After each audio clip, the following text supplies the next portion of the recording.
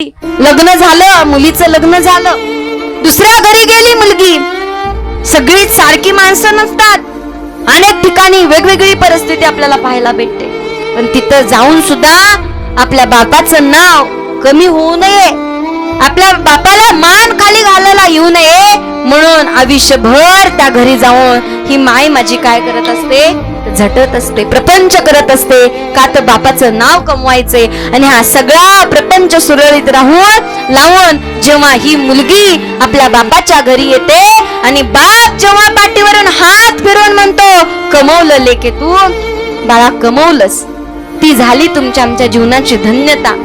राबला, रक्ताचं पाणी केलं आणि भर चौकात जाऊन जर लेकाने धिंगाणा घातला तर काय घडेल?